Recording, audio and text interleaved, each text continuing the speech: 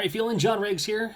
Going to show off a new way to make repros here. I want to show off this hack because it's something that you can put on a physical card. They don't allow you to sell it.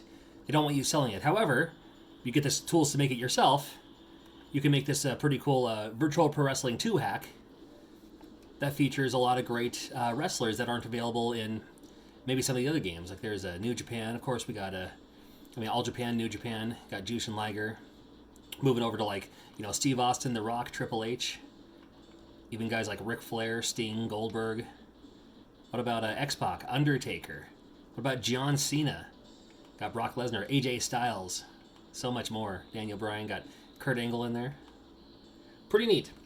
This game here... got Chris Jericho with the short hair. Yeah, why not?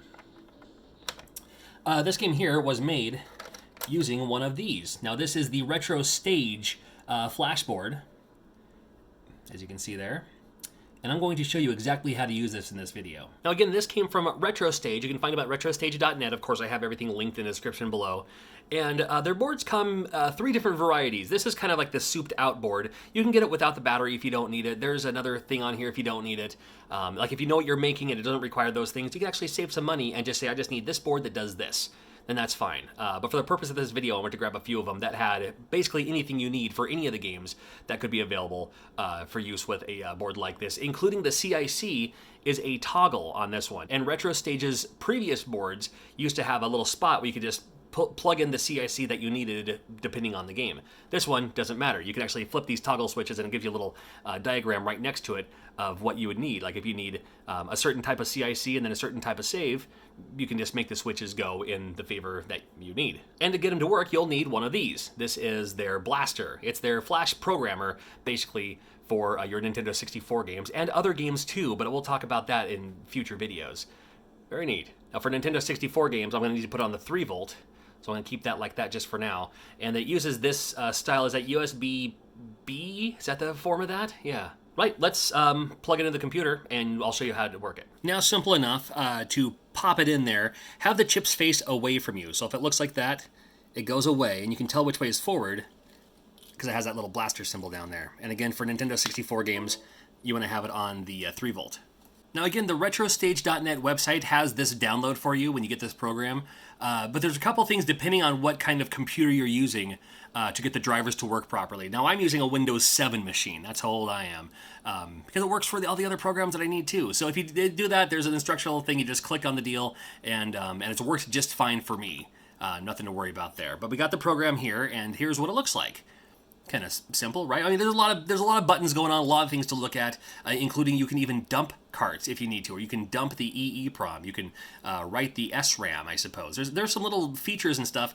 Man, I haven't really even got into that far of this yet. But, maybe you have a save that you want to save. You can save it onto here. So we got your blaster here. This is the Nintendo 64 tab, the N64 tab. Don't worry about these other tabs just yet. But we're going to look for the blaster model. Now, if you have the old one, which I do, this one will work for that. But we're going to use the 2.0. That's the new one that I have now. And we're going to write the ROM. Naturally, you're going to look for the ROM. Now, I have a few ROMs in here. Some of them work, some of them don't. Things like the Super Mario 64 Ocarina of Time hack, well, it works for emulators, does not work on this. Super Mario 64 Land, that one was just released recently, that hack. Well, I mean, it works great for emulators, but again, it won't work on physical hardware. Basically, if it doesn't work in an EverDrive, it's not going to work on here. And then you even have, there's that Virtual Pro Wrestling 2 hack that I was just playing at the beginning of this video. Things like Waluigi's Taco Stand, that's always a fun one. GoldenEye with the Mario characters, that's always a fun one too. For the purpose of this video, just because I want to toggle those toggle switches, I'm going to do F-Zero X Climax. It's a hack of F-Zero X, giving you new maps and everything. So when you click on it, it's already going to go. It's going to erase the cart whether it needs to be erased or not, just to be safe. And this will take a little while.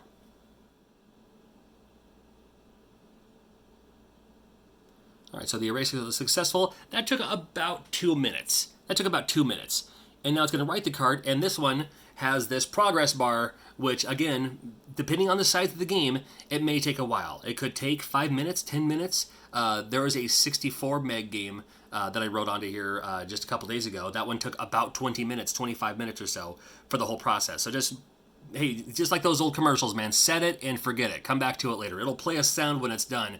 You can work on something in the other room, come back to it later.